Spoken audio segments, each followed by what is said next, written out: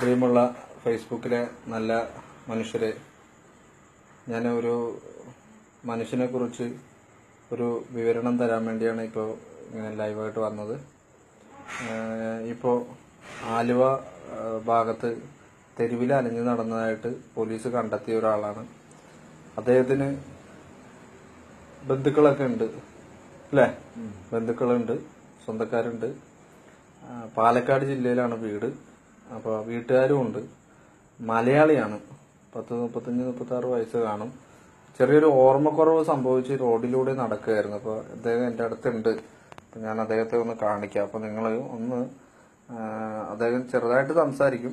അപ്പോൾ ആ സംസാരിക്കുന്നത് വെച്ച് മനസ്സിലാക്കിയിട്ട് നിങ്ങളൊന്ന് പരമാവധി ഇതൊന്ന് ഷെയർ ചെയ്ത് ഇദ്ദേഹത്തിൻ്റെ ബന്ധുക്കളെ, പാലക്കാട് ജില്ലയിലാണെന്ന് പറയുന്നുണ്ട്, അപ്പോൾ അതൊന്ന് അനുസരിച്ച് എന്തെങ്കിലും വിവരം കിട്ടുമെങ്കിൽ ഇദ്ദേഹത്തെ നമുക്ക് അവരുടെ ബന്ധുക്കളെ ഏൽപ്പിക്കാൻ കഴിയുമെന്ന് ഞാൻ പ്രതീക്ഷിക്കുന്നു. ചേട്ടാ, പേര് പറഞ്ഞേ. ഫാറൂഖ്. എവിടെയാണ് വീട്?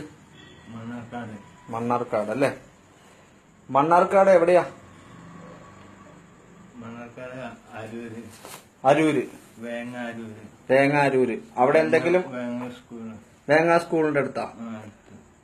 വീട്ടിൽ ആരൊക്കെ ഉണ്ട്? വീട്ടില് ഉമ്മ, പെങ്ങന്മാര്.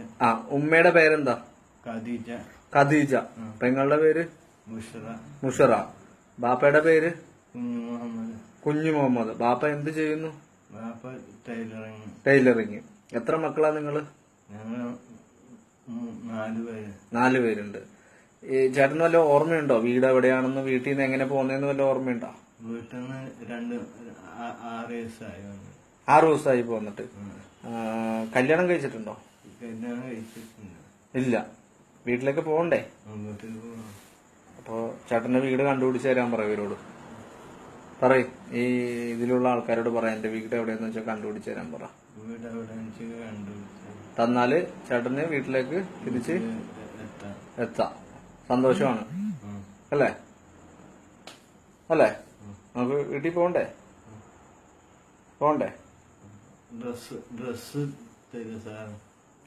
ഡ്രസ് തരാം. ഇത് നമുക്ക് ഈ വേഷമൊക്കെ മാറണ്ടേ? ഇത് കണ്ട, ഈ വേഷമൊക്കെ വളരെ ഇതായിരിക്കല്ലേ. അപ്പൊ നമുക്ക് ഇതൊക്കെ മാറിയിട്ട് നമുക്ക് നല്ല വേഷമൊക്കെ തരാം, ഭക്ഷണമൊക്കെ തരാം. മുരളി, ഭക്ഷണം എടുത്തു കൊടുക്കും ചേട്ടന്.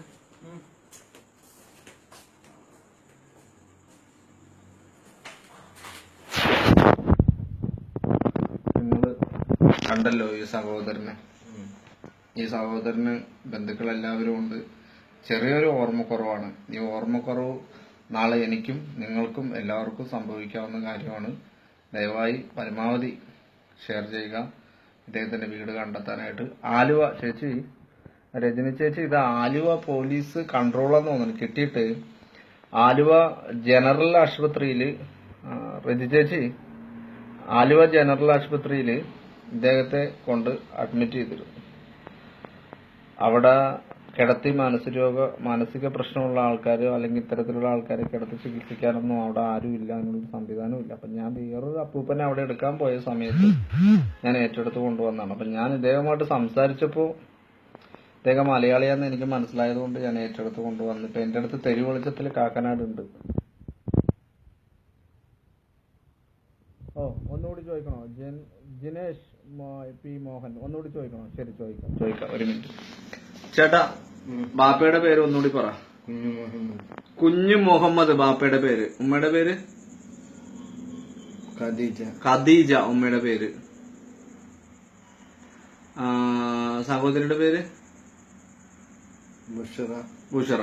എന്താണ് കറക്റ്റ് സ്ഥലം പറ. കറക്റ്റ് സ്ഥലം? അരൂര്. വേങ്ങ സ്കൂളിന്റെ